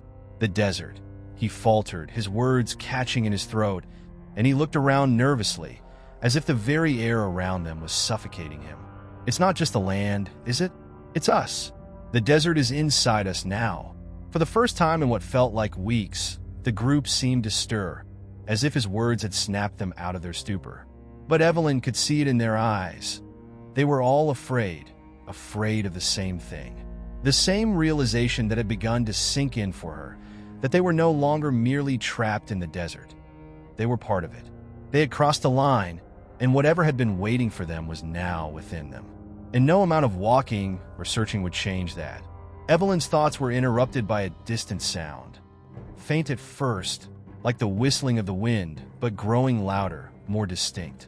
It was a voice, a whispering voice, as though 1,000 unseen mouths were speaking in unison. She turned to the others, but none of them seemed to notice. They were all staring out into the desert, their eyes glazed, their faces slack. The whispers grew louder, more insistent, and Evelyn felt a chill crawl up her spine. She knew, without a doubt, that it wasn't just the wind. It was the desert itself calling to them, beckoning them to come closer. It wasn't a choice anymore. The desert had claimed them, and they had no way of escaping its grasp. Evelyn's mind raced as she realized the full extent of their situation. The desert was not just a place. It was a living, breathing entity, a force that had been here long before them, and would remain long after they were gone. It had watched them, listened to them, and now it was ready to consume them.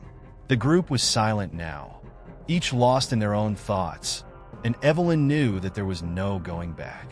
They could keep walking, but it would only bring them deeper into the desert's grip. They could try to escape, but they were already too far gone.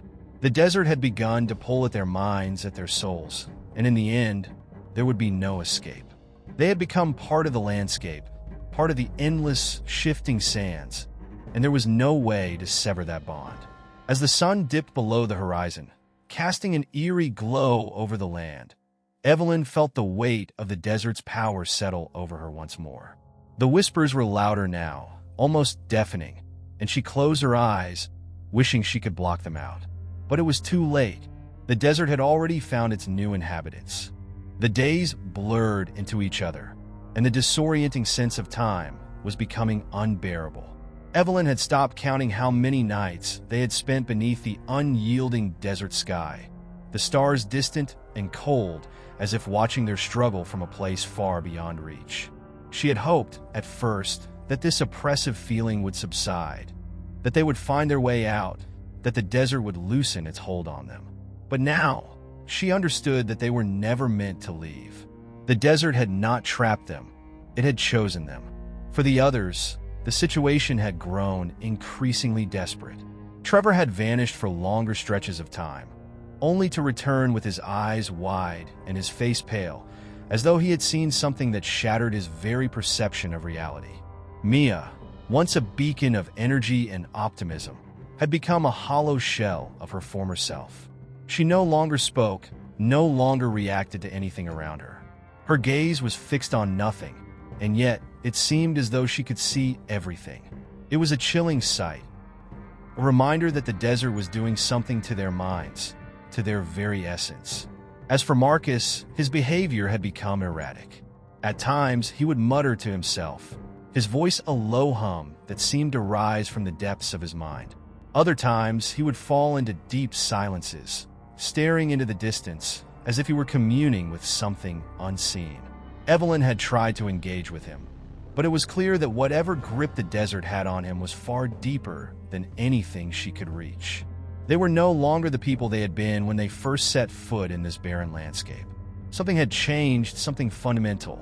Evelyn knew, deep down, that the whispers they had heard weren't just a product of the desert's heat or the isolation. There was a presence here, something that had always been here, waiting for the right moment to reveal itself.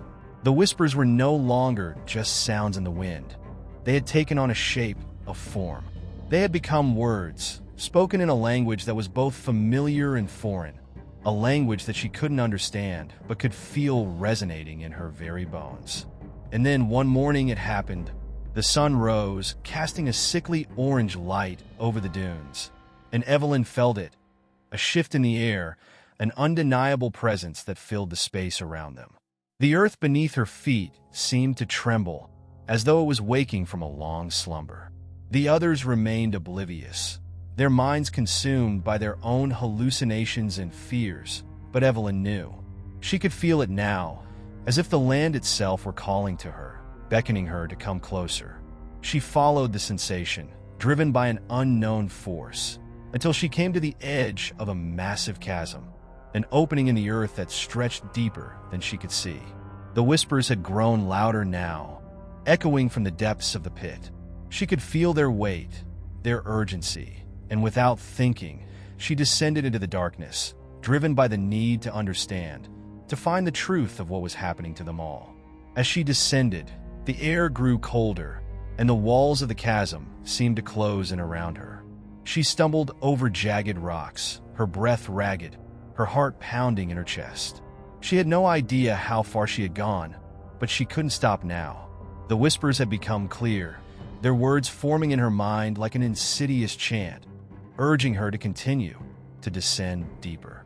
And so, she did, her feet guided by something other than her own will.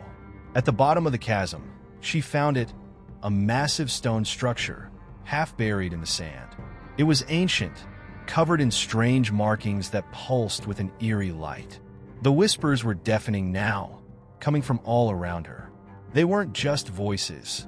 They were thoughts, feelings, memories, all colliding into one overwhelming presence.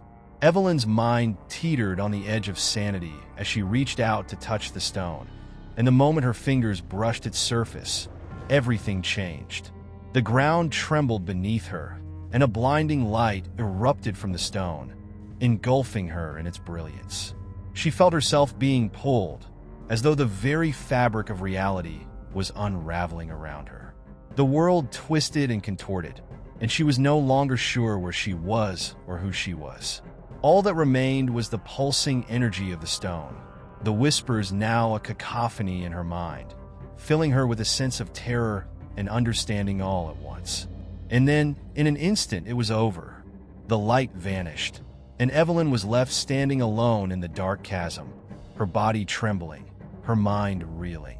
The whispers had stopped, but their presence lingered, like a shadow that refused to leave. As she looked around, she realized with horror that she was no longer in the desert. She had been transported somewhere else, somewhere beyond the physical world. The desert had not been a prison, but a gateway, one that had led them here, to the heart of something ancient and unknowable. Her thoughts were a blur, but one thing was certain. The desert had known all along what it was doing. It had brought them here, to this place, for a reason. They were never meant to escape.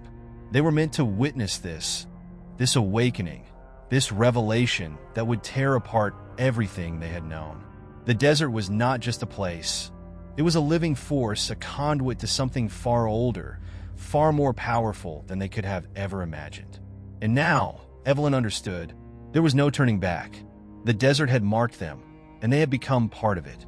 They were not its victims. They were its chosen.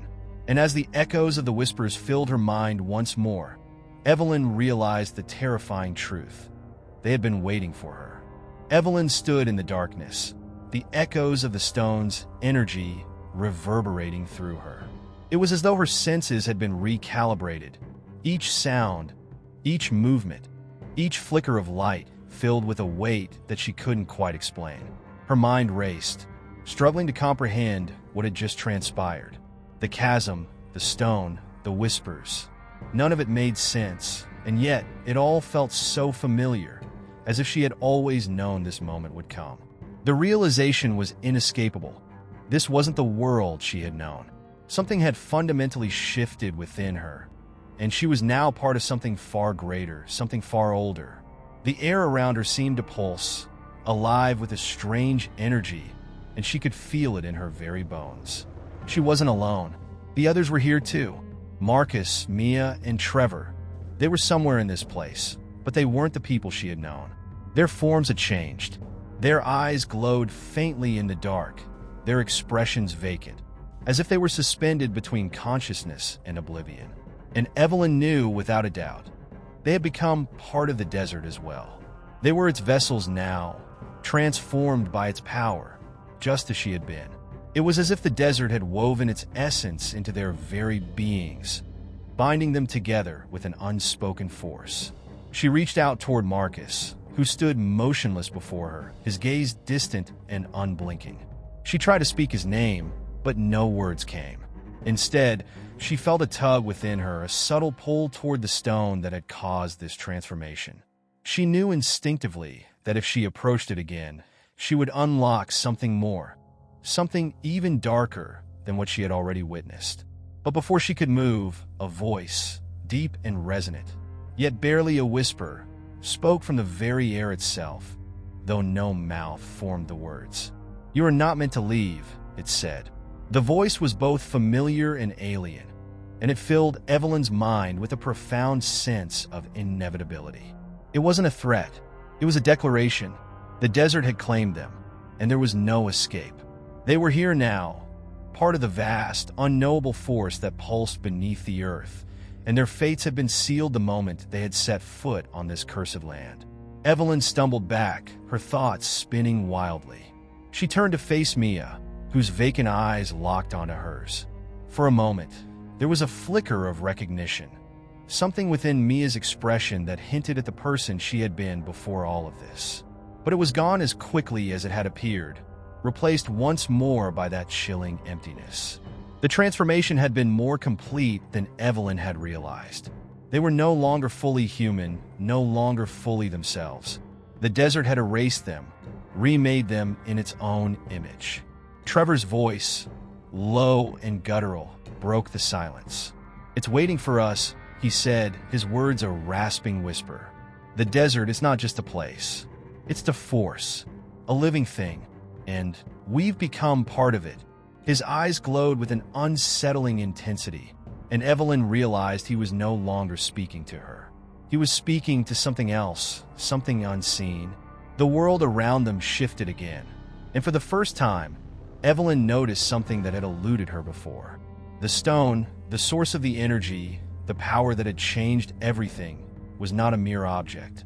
It was a doorway, a threshold between worlds, and the desert itself was the key. The whispers that had haunted them for days, the voices that had seemed so distant, were now a chorus in her mind, urging her to step closer, to reach for the stone once more. But Evelyn hesitated. There was something she hadn't fully understood before, something she had sensed deep down but hadn't been able to articulate. The desert wasn't just alive, it was sentient. It wasn't merely trapping them. It was feeding off them, pulling them deeper into its grasp. The more they gave in to its influence, the more they became its extensions. The desert was not just a place of endless sand and scorching heat. It was a living, breathing organism, and they were now part of its intricate web. It was then that a realization struck her with the force of a lightning bolt. They weren't just stuck here. They weren't just lost in a desolate landscape. They were being transformed, reshaped by the very land they had entered. The desert was not a punishment. It was an awakening. And they, Evelyn, Marcus, Mia, Trevor, were its chosen instruments, its new vessels. They had been brought here for a reason, and that reason was not to survive. It was to become something else entirely. A cold shiver ran down Evelyn's spine as she understood the final, horrifying truth. They were not merely visitors in this world.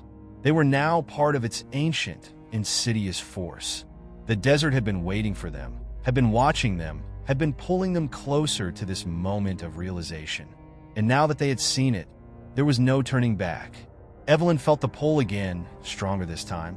She glanced at the stone, her hand reaching out almost of its own accord. She could feel its power surging through her, beckoning her to cross the threshold, to embrace the change that awaited. But as her fingers brushed the cold surface, she heard a voice in her head, a voice not her own, but familiar. "You are not the first," the voice whispered, a warning laced with sorrow. "And you will not be the last." The weight of the voice lingered in Evelyn's mind long after the words had faded. "You are not the first," it had said, "and you will not be the last." The message was simple, yet profoundly unsettling. It spoke of a cycle, an endless chain of souls drawn to the desert, only to be consumed by its insidious power. Evelyn's breath caught in her throat. What had she become?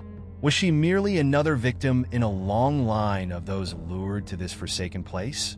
And what of the others? Marcus, Mia, Trevor?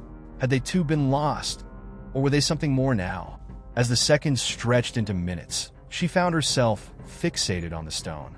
Its dark surface seemed to pulse with a rhythm of its own, the faint glow now brighter, as if it were alive, breathing in time with her. She could feel it calling to her, urging her to come closer, to accept the inevitable. There was something so tempting about it, something that whispered of power beyond comprehension, of a kind of immortality.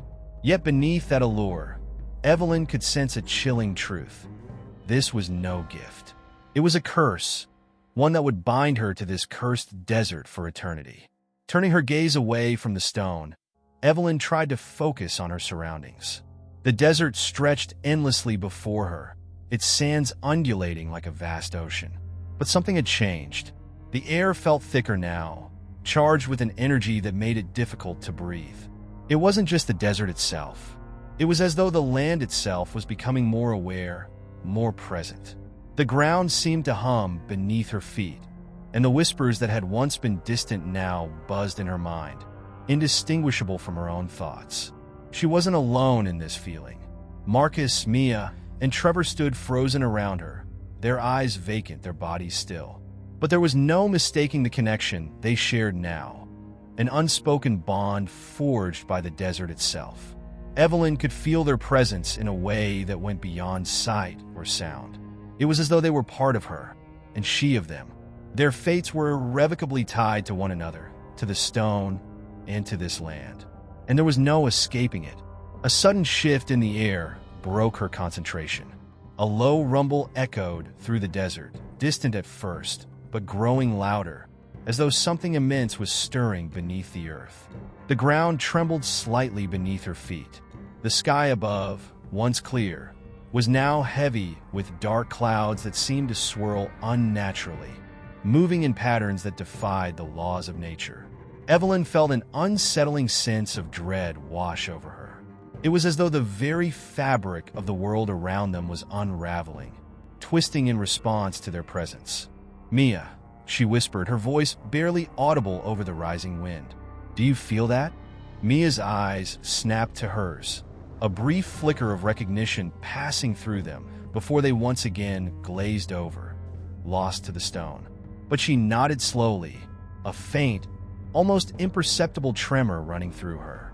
Trevor, too, seemed to sense the change, his body tense, his head jerking back as if hearing something beyond the physical realm. Then, the rumbling grew louder.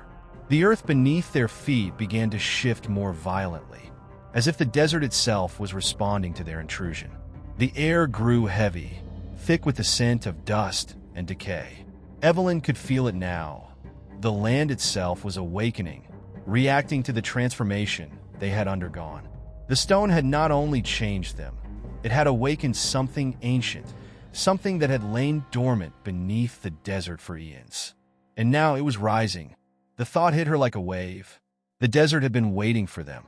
It had always been waiting for the right moment, the right people, to unlock its true power. She could almost hear the whispers again, though this time they were clearer, more coherent. "You have opened the door," they murmured. "You have crossed the threshold. Now, you must pay the price." The realization was staggering. They hadn't just been brought here by accident. The desert had chosen them, perhaps not as individuals, but as the next sacrifices in an ancient ritual that had played out countless times before. What they were experiencing was not some random tragedy. It was part of something much larger, much older. The stone was not merely a source of power. It was a key, a gateway, a conduit for the dark forces that slept beneath the earth, waiting for the right moment to rise again. Are we becoming part of it?" Evelyn whispered, the question slipping out before she could stop herself. Trevor's gaze met hers, but it wasn't Trevor who looked at her. His eyes glowed, his pupils elongated, black as the void, and his voice was no longer his own. "You're already one of us," it said, an echo of the desert's will, a voice so ancient it seemed to reverberate across time itself. "All of you are." Evelyn's heart pounded in her chest, her body frozen in place. It was true. There was no going back. They were now part of the desert, part of its endless cycle. The stone had sealed their fates, but it had also opened their eyes. They were no longer simply travelers lost in the wilderness. They were the chosen ones, the vessels through which the desert would rise again. As the ground shook beneath her, Evelyn felt the pull of the stone once more. She didn't want to touch it. She didn't want to give in, but the pull was undeniable. It wasn't just a physical force. It was something deeper, a call to her very soul, urging her to embrace the transformation. And in that moment, Evelyn understood. The desert did not simply claim lives. It claimed souls, rewriting them, binding them to its eternal thirst for power. With a final, trembling breath, Evelyn stepped forward, knowing that with each movement, with each step, she was sealing her fate. The price of immortality was far greater than she had ever imagined. And as her fingers brushed against the stone, she could feel the desert's hunger, vast and unyielding, consuming her from within. Evelyn's world twisted as she touched the stone. Her fingers barely brushed against its smooth surface before an overwhelming force surged through her, a current of energy that swept through her entire being. For a moment, she felt weightless, as though she was drifting between worlds, neither fully here nor there. The air around her hummed with a low, pulsating vibration, a sound that resonated in her bones. The world around her seemed to blur and bend, warping as if the very fabric of reality was being stretched to its limits. She wanted to pull away, to resist, but something inside her, some primal instinct, compelled her to stay. As the energy intensified, her mind fragmented.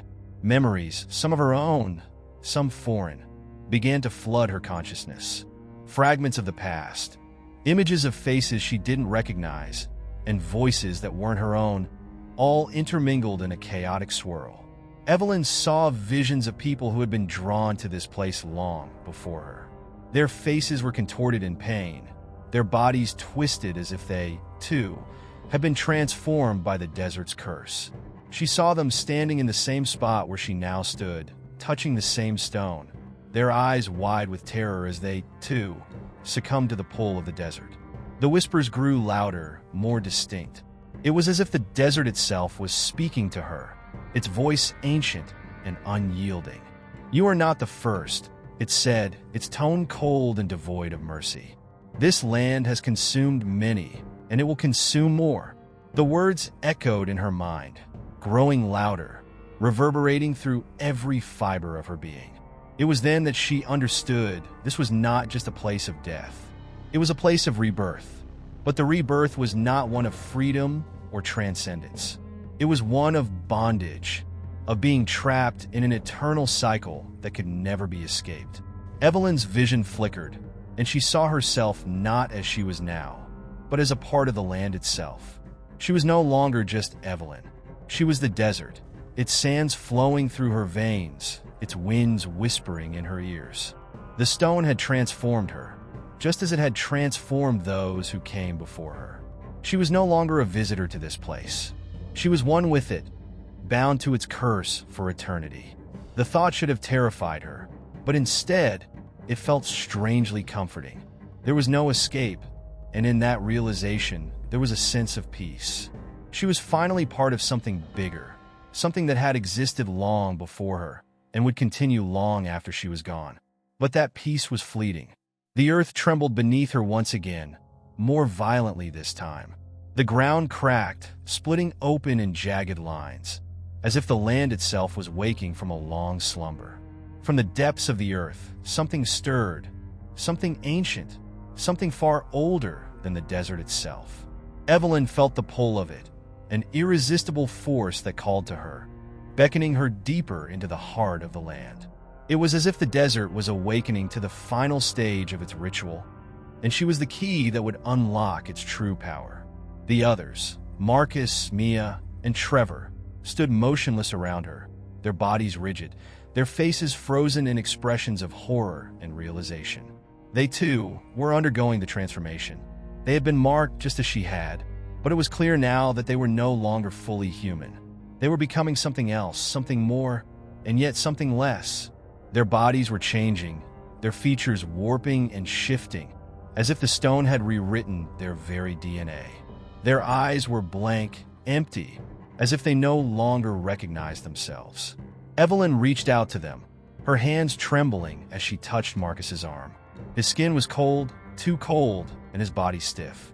"Marcus," she whispered, her voice barely audible over the rising wind. But he didn't respond. He couldn't. He was already lost, swallowed by the desert's hunger. And yet, in the depths of his eyes, she thought she saw a flicker of recognition, a brief moment of humanity before it was extinguished entirely. The realization struck her with a sharp pain. There was no turning back. They were all beyond saving. But as she looked deeper into Marcus's eyes, she felt something stir within her, a glimmer of defiance. It was faint, barely a whisper against the overwhelming force of the desert. But it was enough. She had fought against this place, against its pull, for so long, and she couldn't let it claim her entirely, not without a fight. She had seen the truth of the land, the truth of what it wanted, but there was still a part of her that was Evelyn, still a part of her that refused to succumb to its will. A loud, resonating crash erupted from the earth beneath her, and the ground trembled violently. The stone before her cracked, fissures spreading across its surface. From the depths of the earth, a dark, swirling mass began to rise, coalescing into a shape that defied all logic. It was an entity, something so immense, so unfathomable, that it seemed to warp the very air around it. Evelyn's breath caught in her throat as she gazed at it. A creature born of the desert's ancient power, its form ever-changing, like smoke and shadow. It was the source of the desert's hunger, the force that had driven the endless cycle of transformation. And then, as the creature's form solidified, Evelyn understood its true purpose. It was not a guardian, not a protector of the desert. It was the culmination of the land's twisted ritual, the embodiment of everything that had been consumed over the centuries. It was the desert's soul, its hunger made flesh. And now it was free. For a brief moment, Evelyn felt an overwhelming surge of dread. But then something else surged within her, a flood of memories, images of all those who had come before her, all those who had touched the stone, and all those who had been consumed. She was not alone. She would never be alone. As the creature rose before her, Evelyn realized that she was not just a part of the desert. She was its next victim, the next vessel in the eternal cycle. And as she looked into the creature's eyes, she understood the final truth of the desert. There was no escape. There had never been an escape. The desert stretched out before Evelyn in all its infinite, barren majesty. The once familiar landscape had taken on a grotesque, surreal quality now. What she had come to understand about the desert's power, the pull it had, the way it twisted and turned those who dared to step onto its soil, was now irrevocably etched into her soul. The endless horizon, once a boundary she longed to reach, had now become her prison. The wind whispered of ancient secrets, carrying with it the voices of those who had come before her. But those voices were not warnings anymore. They were a part of her, an unshakable weight in the depths of her consciousness. The stone, the catalyst of everything that had transpired, lay at her feet now, cracked and weathered. It had been the key to the desert's hunger, the origin of its eternal cycle of death and rebirth. Evelyn had once thought the stone was an instrument of power, a tool to control the land's will. But it was something else entirely. It was a mirror reflecting the endless, hopeless cycle of those who had dared to challenge the desert. It had given her everything, and in doing so, it had taken everything. There was no turning back from its curse. The creature that had risen from the earth, the manifestation of the desert's dark will, had vanished as quickly as it appeared. But its presence lingered, an oppressive weight in the air. Evelyn could feel it pressing in on her, reminding her of what she had become. She could hear the desert's hunger, the way it called to her, pulling at the very essence of her being. She was no longer a person. She was part of the land, just as those before her had been. The boundaries between the human and the desert had blurred until they were indistinguishable. Marcus, Mia, Trevor, they were all gone now, absorbed by the desert's insatiable thirst. It had consumed them, twisted them into something new. Their faces had faded from her mind, leaving behind only echoes, like the remnants of a forgotten dream. They had been lost, swallowed by the same hunger that had claimed so many others. Evelyn didn't mourn them anymore, not as she once would have. They had become part of the land, and in that, they had found a kind of twisted peace. But Evelyn could not forget what they had been, what they had once represented. They were the last vestiges of a world that had no place here, a world that was slowly being erased. In the distance, she saw the faint outline of a figure moving against the horizon. It was a person, or at least it seemed to be. As the figure grew closer, she realized that it wasn't one of the lost souls of the desert. It was a new arrival, another soul drawn to the land's power, another victim of its pull. Evelyn's heart twisted with a strange, cold mixture of sorrow and acceptance. She had been there once. She had been like them, full of questions, full of hope, believing that there was a way to escape, to outrun the desert's curse. But there was no escape. There had never been. The newcomer reached the stone, the same way she had, as if guided by some unseen force. Evelyn watched from the shadows, her eyes cold, her body unmoving. She wanted to reach out, to warn the person of the fate that awaited them. But the words wouldn't come. She was beyond the point of words now. She had no voice, no identity outside of the desert. She was its servant, its witness. She was both part of the land and nothing more than dust. And like all those who had come before, this new arrival would touch the stone, would feel its pull, and would become another part of the endless cycle.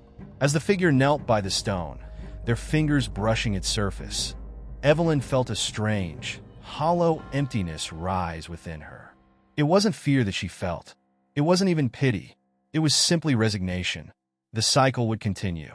There was no escape. The desert had claimed her, and it would claim this newcomer as well. It had always been this way. The desert didn't need to consume everyone at once. It was patient. It waited, and it devoured in silence, one soul at a time. Evelyn's gaze turned upward, toward the endless sky. The sun hung low, casting long, harsh shadows across the land.